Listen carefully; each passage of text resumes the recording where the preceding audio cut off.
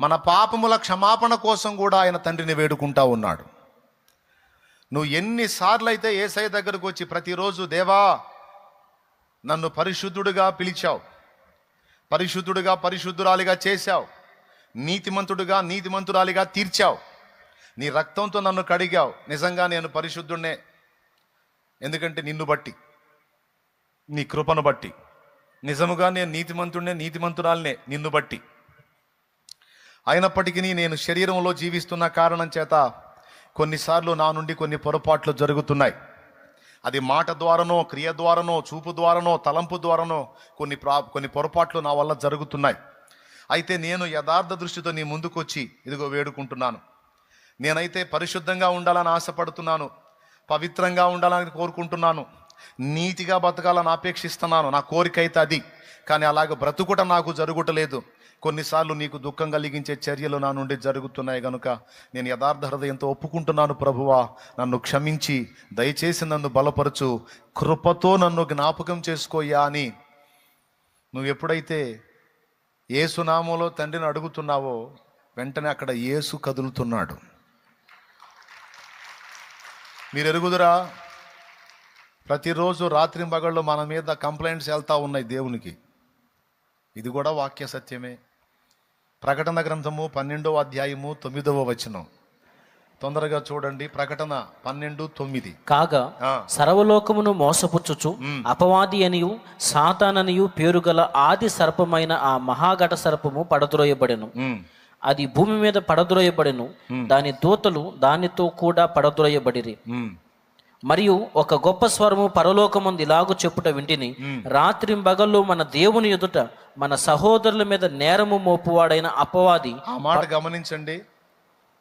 రాత్రింబగళ్ళు మన దేవుని ఎదుట మన సహోదరుల మీద నేరము మోపువాడైన అపవాది. వీడికి డే అండ్ నైట్ డ్యూటీయే. ఏంటి వీడి డ్యూటీ అంటే, వీడు మన మీద కంప్లైంట్లు తీసుకెళ్తూ ఉంటాడు. వీడు ఇప్పుడు దారిని పోయేదానికి ఎవడో కేసు పెట్టినట్టు వీడు పెడుతుంటాడు, మన మీద కేసులు పెడతా ఉంటాడు. పొద్దుగూకులు వీడికి అదే పని. నేను చెప్పాలి, అక్కడ ఉంది.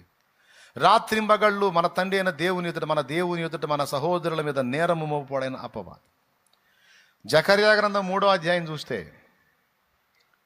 ప్రధాన యాజకుడైన యెహోషువ మీద ఫిర్యాది అయి అపవాది నిలబడ్డాడని ఉంది. అంటే వీడి పని అదే. ఎవరి మీద ఏ మలినం కనపడ్డా, ఎవరి మీద ఏ మురికి కనపడ్డా వీడు పోతాడనమాట. ఫలానోడు ఇట్లా, ఫలానోడు అట్లా అని. అందుకే వీడి పేరు అపవాది. అంటే అపవాదులు మోపుతా ఉంటాడు. అందుకని డైరెక్ట్ టైటిల్ ఇచ్చాడు దేవుడు వాడికి, అపవాది అని. అంటే అపవాదులు మోపుతా ఉంటాడు వీడు. దేవునికి స్తోత్రం కలుగునుగా. ఇక్కడ మనం ఒక రహస్యాన్ని గుర్తుపెట్టుకోవాలి.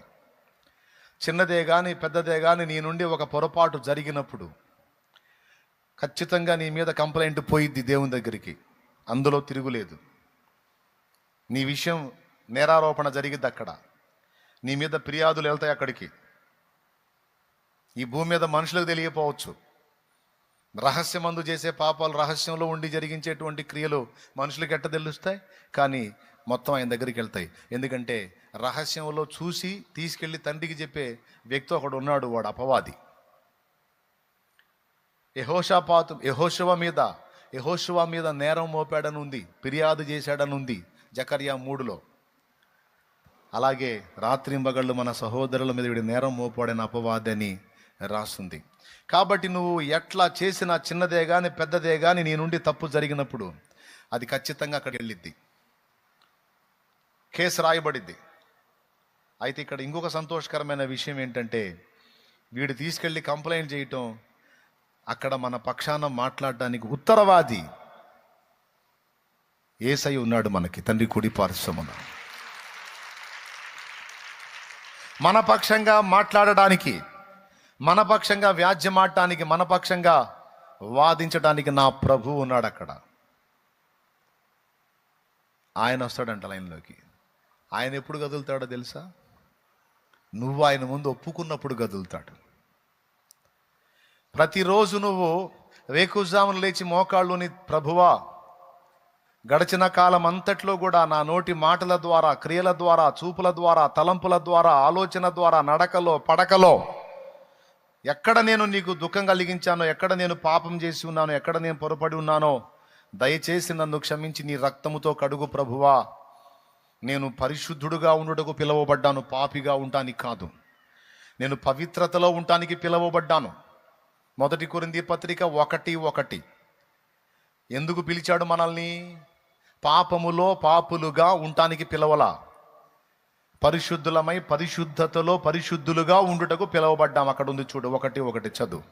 కొరింథీలోనున్న దేవుని సంఘమునకు అనగా క్రీస్తు యేసునందు పరిశుద్ధపరచబడిన వారై పరిశుద్ధులుగా ఉండుటకు పిలువబడిన వారికి. అది అందుకు పిలిచాడు మనల్ని. పాపులుగా ఉండుటకు కాదు, పరిశుద్ధతలో పరిశుద్ధులుగా ఉండుటకు పిలువబడ్డాం. నువ్వు దేవుని ముందు మోకాళ్ళు, అయ్యా నేను పిలువబడింది పరిశుద్ధుడుగా పరిశుద్ధురాలుగా ఉండటానికి పిలువబడ్డా. అయినప్పటికీ నా నడకలోనో, పడకలోనో, తలంపులోనో, ఆలోచనలోనో, క్రియలోనో, మాటలోనో, చూపులోనో, చేష్టలోనో ఎక్కడో ఒక చోట నా నుండి పొరపాటు జరుగుతుండొచ్చు నాయన. కొన్ని తెలిసి జరుగుతుండొచ్చు, కొన్ని తెలియక జరుగుతుండొచ్చు. అయితే నీ గ్రంథంలో నువ్వు రాశావు.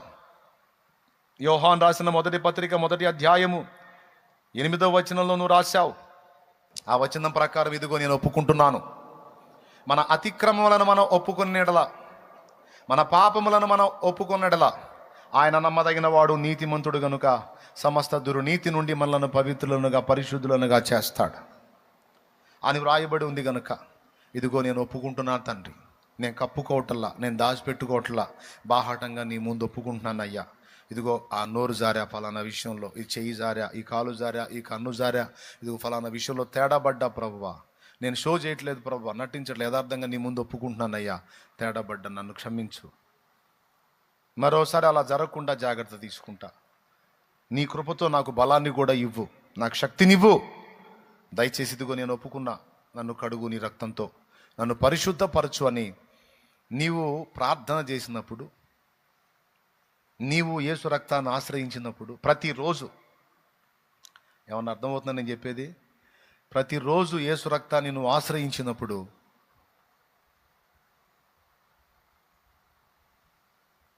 వాడు నేరాలు మోపడానికి వెళ్తాడు గాడికి, ఈయన కదులుతాడు, అక్కడ యేసై కదులుతాడు. కదిలి ఏమంటాడు తెలుసా? తండ్రి అతడు చెప్పినవన్నీ వాస్తవాలే. మళ్ళీ వాడు అబద్ధాలు చెప్పడు. అబద్ధాలు చెప్తే తండ్రి ఒక తన్నుదంతాడు అండి.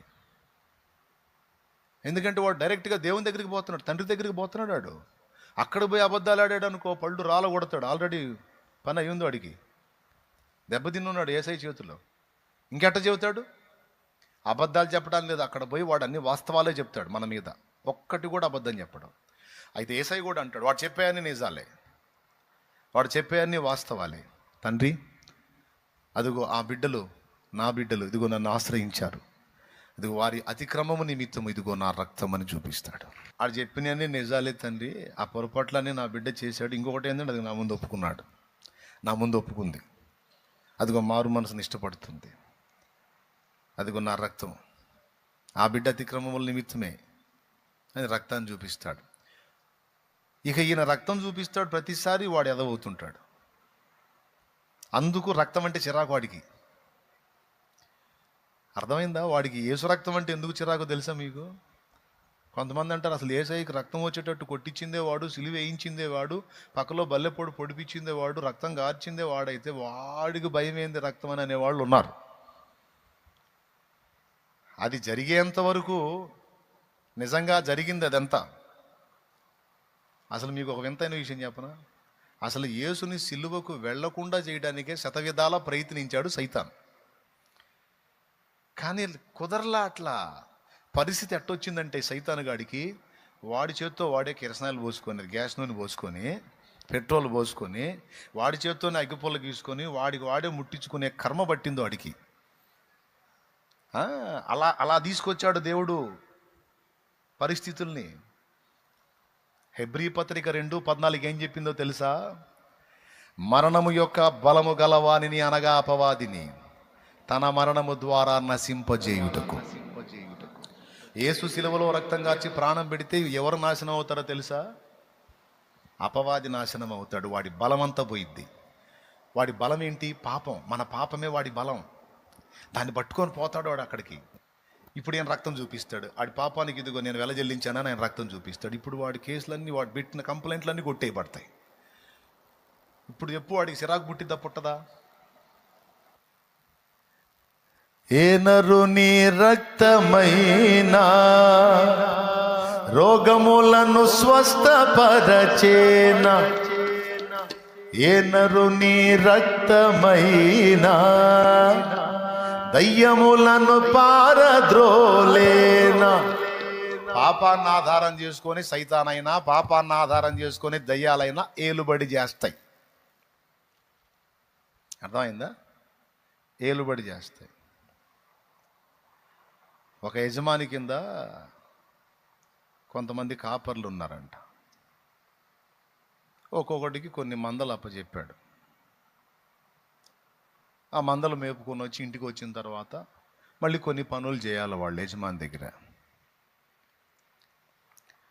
ఒకడు ఏం చేశాడు, మందం తోలుకొనిపాడు. అందరూ 4-5 పనోళ్ళు ఉన్నారు, ఎవడి మంద వాడిదే. ఒకడి మందలో వీడి నిర్లక్ష్యం వల్ల ఒక గొర్రె తెచ్చింది. ఒకటి గొర్రె అది మిస్ అవటం ఇంకొకటి చూశాడు పనోడు.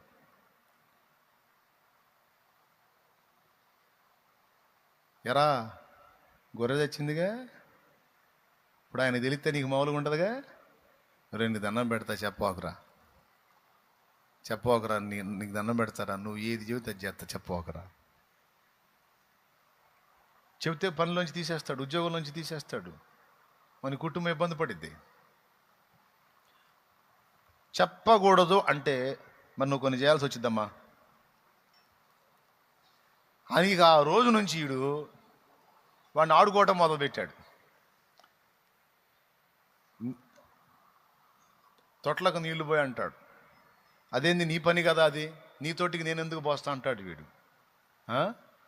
మరి ఆ గొర్రె అంటాడు వీడు, వద్దు వద్దు వద్దు వద్దు వద్దు పోస్తా అని. వీడు ఇక రోజు వాడు చేసే పనులన్నీ చేయాల్సి వస్తుంది వీడు. ఇక ఏదన్నా చెప్పి వీడు కదిలితే ఏమంటాడు తెలుసా, ఓకే మరి గొర్రె అంటాడు. నీ గొర్రెకు నీకు దండం రా బాబు, నేను చేస్తానని. నీకు వాడికి ఏదన్నా నేను చెయ్యను అని మొరాయిస్తే వీడు వెంటనే ఎత్తేదేంది, అయితే ఓకే నాదేం పోయింది, వెళ్తున్నా. ఎక్కడికి? గొర్రె వద్దురా బాబు ఆగురా. ఎంత క్షోభండి. ఇక వాడు ఏది జీవితం చేయాల్సి వచ్చింది. వీడు బానిస అయిపోయాడు, దాసుడైపోయాడు. దేన్ని బట్టి? ఆ అపరాధాన్ని బట్టి. పాపము చేయు ప్రతివాడు పాపమునకు దాసుడు. ఒకరోజు చిరాకు వచ్చేసింది వీడికి. చిరాకు వచ్చి ఒక నిర్ణయానికి వచ్చేసాడు. ఏమన్నాడో తెలుసా, అరే నా చేత ఇంత భయంకరంగా ఊడిగం చేయించుకుంటున్నావు, నీ సంగతి నేను చెప్తానా కానీ ఏమైతే అదేందని యజమానుడి దగ్గరికి పోయాడు. అయ్యా నీకు ఓ మాట చెప్పాలి. ఏమిటి ఆ మాట అంటే, ఫలానా రోజు నేను మందం తోలుకొని పోయినప్పుడు కొద్దిగా నేను ఏమరపాటుగా ఉండటం వల్ల ఒక గొర్రె తెచ్చింది. ఇది మీకు తెలిస్తే మీరు నా ఉద్యోగం ఓడగొడతారని మీకు చెప్పలేదు, కానీ చెప్పకుండా ఉండలేకపోతున్నాను. నా మనస్సాక్షి నన్ను గద్దిస్తుంది, అందుకే మీ దగ్గరకు వచ్చి నా నేరాన్ని ఒప్పుకుంటున్నానయ్యా అన్నాడు. ఆ యజమానుడు చాలా మందలు కలిగినోడు ఆయన. ఒరే ఇంత మందల్లో ఒక గొర్రె ఏముంది లేరా, అది అట్లాంటి ఒకటి పుడతా ఉంటుంది ఒకటి పోతూ ఉంటుంది, దానికి ఎందుకు నువ్వు ఇంత అల్లాడిపోతున్నావు, ఇంత ప్రాధాయపడుతున్నా, పోతే పోయింది పోరా అన్నాడు. క్షమించేశాడు యజమానుడు. సంతోషంగా వచ్చాడు. వీడిక అయిపోయింది, కేసు కొట్టేసుకున్నాడు. ఆడ వీడు కేసు కొట్టేసుకున్నాడు అన్న సంగతి వీడికి తెలియదు. ఇక్కడ అరే నీళ్ళు నింపలేదేంది, నేను నింపను అన్నాడు. నింపకపోతే ఏమైంది మరి గొర్రె అన్నాడు. గొర్రె లేదు బర్రె లేదు, పోయి చెప్పుకోపోరా, చెప్పుకోపో.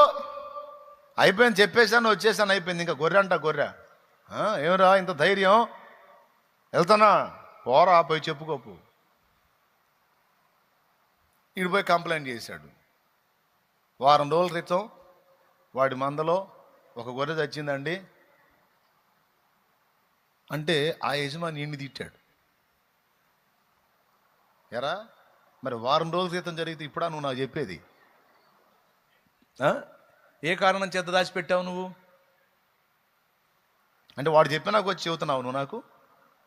చెప్పాడా అయ్యగారు మీకు? చెప్పాడురా అని నేను తిట్టి పంపించాడు. వాడు చెప్పాడు, కేసు కొట్టేశా, నోరు మూసుకొని అన్నాడు. ఇంకేం చేస్తాడు? ఇంకొచ్చి వాడిని ఏం వెళ్తాడు? అంతకుముందు అంటే పాపమును ఆధారం చేసుకుని, అపరాధమును ఆధారము చేసుకొని వాడు ఏలాడు. ఇప్పుడు ఎట్లా వెళ్తాడు? మొత్తం అక్కడికి వెళ్ళి ఓపెన్గా ఒప్పుకోవటం, కడిగేయటం కూడా అయిపోయింది కదా. ఇప్పుడు అదండి దెయ్యాలకి సైతానికి వచ్చిన చిక్కు. ఒకప్పుడు అంటే వాటిని ఆధారం చేసుకొని మనల్ని ఏలినాయి, పాపమును ఆధారం చేసుకొని ఏలినాయి. ఇప్పుడు అయిపోయింది, పాపాల బలము వీగిపోయింది యేసు రక్తము చేత. నువ్వు యేసు రక్తం అని ఎత్తావనుకో, దెయ్యాలకు అర్థమైపోయిద్ది. అంటే పాపం యొక్క బలం ఇక నీ మీద పని చేయదు, నీకు మ్యాటర్ తెలుసని. యేసు రక్తం ఎత్తని వాళ్ళకి మ్యాటర్ తెలియదు.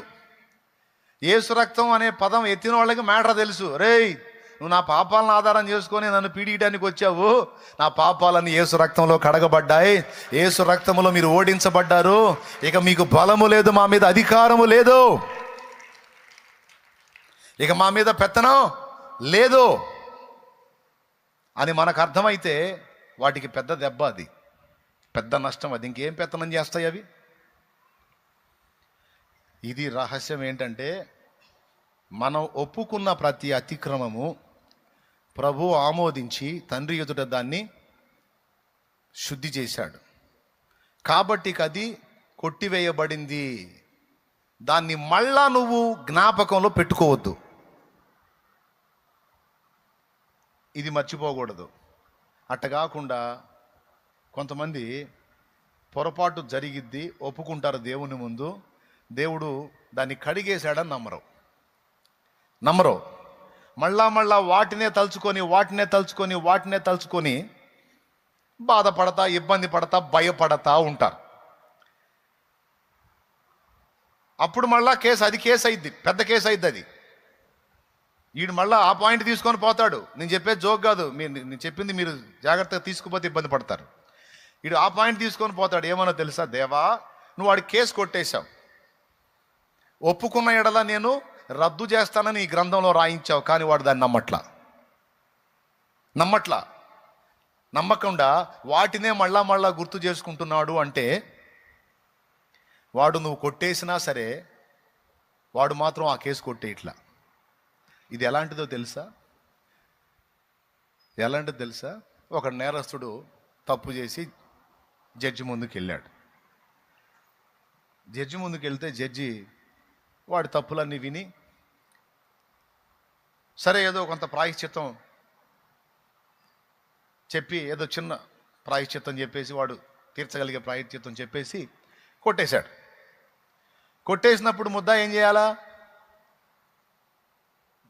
దండం పెట్టి ఆ మధ్యలో లేకుండా పరారవ్వాలా. అట్లా కాకుండా ఎట్లా కొట్టేస్తావు సార్? ఎట్లా కొట్టేస్తావు? అదేం చిన్న పాపమా? అదేం చిన్న తప్ప? కొట్టేశానంటున్నావు ఏంది? ఎట్లా కొట్టేస్తావు? కొట్టేసే కేసు కాదు నాది, పెద్ద కేసు. కొట్టేసే కేసు కాదు సార్, పెద్ద కేసు సార్ అన్నావు అనుకో, జడ్జికి ఎట్టుంటుంది?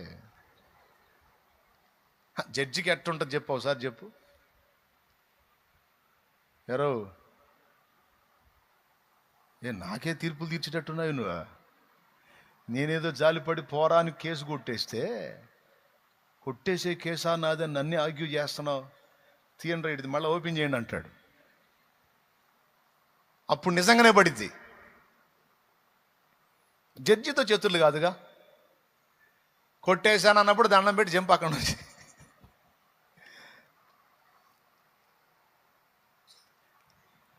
నేను కడిగేశాను, ఒప్పుకున్నావు కదా, వదిలేశాను అన్నప్పుడు ఇక దాన్ని ఎత్తకూడదు మనం దేవుని ముందు. ఇప్పుడు ఒప్పుకున్నావు, అయిందేదో అయిపోయింది, పోని వదిలేసేయి అన్నాడు, కొట్టేశాడు, అప్పుడే ఆయన రక్తంతో కడిగేశాడు, తీసేయి, ఇక లేదు నీ మీద అది.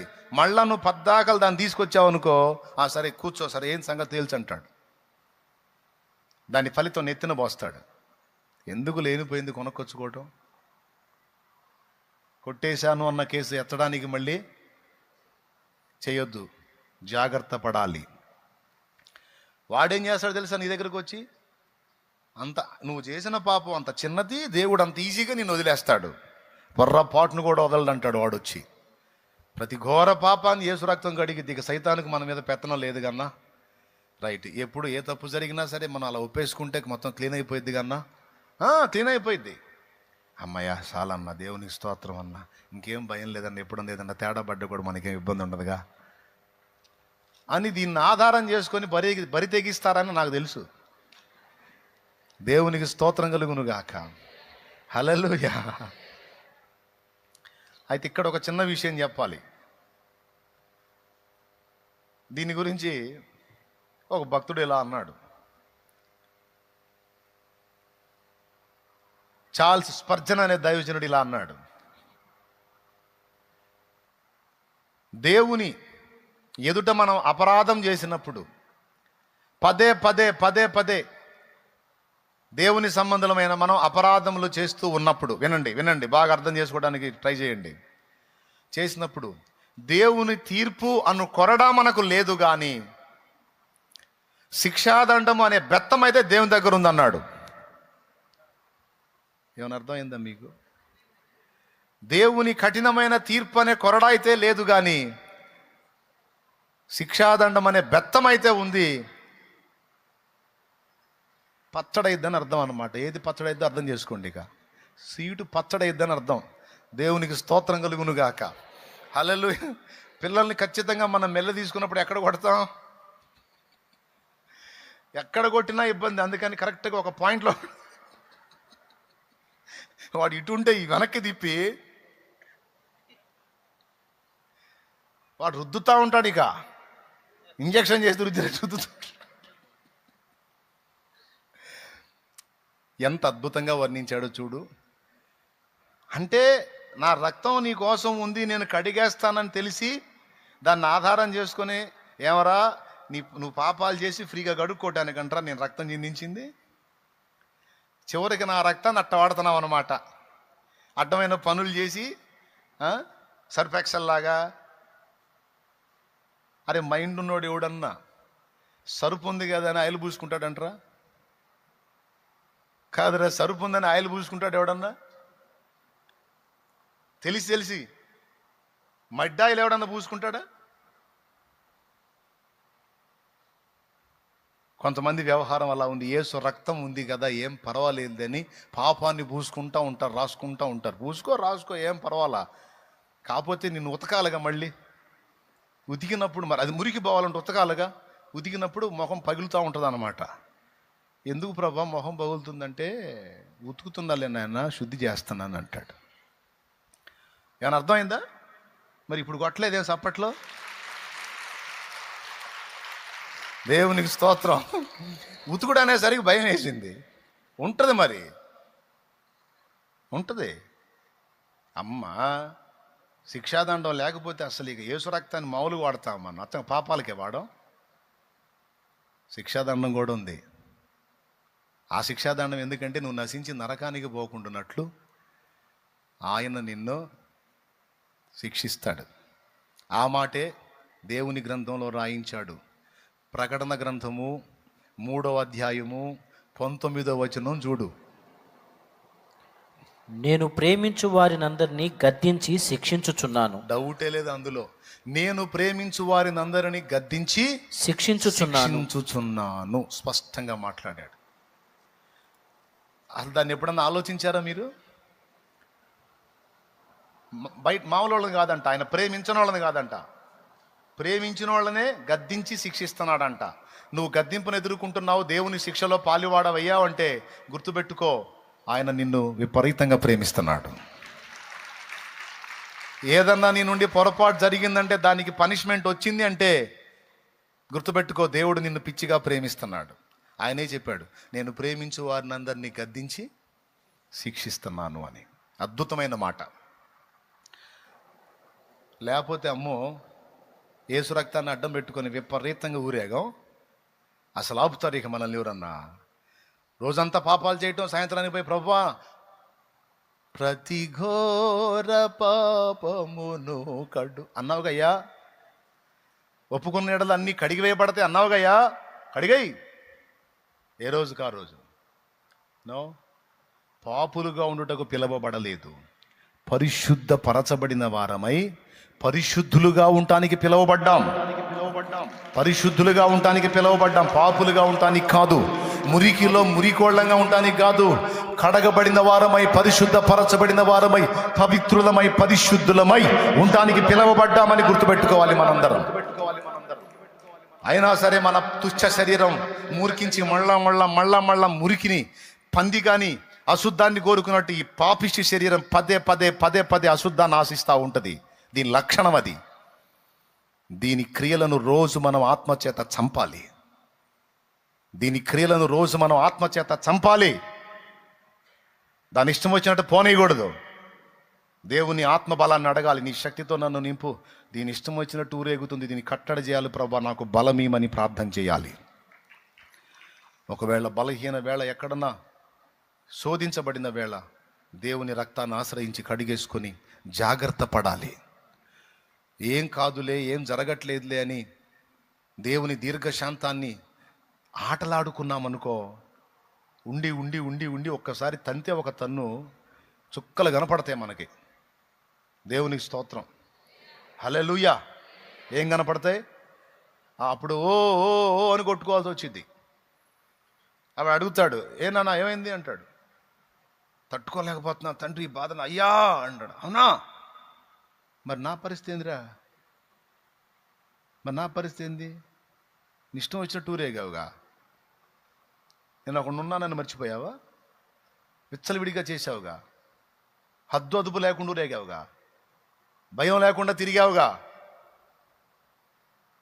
నేనేం చేయలేదు నాన్న, నీది నీకే వచ్చింది అంతే. తట్టుకోలేకపోతున్నాను తండ్రి. ఆలోచించుకో మరి, ఇంకోసారి చేయకుండా మరి జాగ్రత్త పడతావా?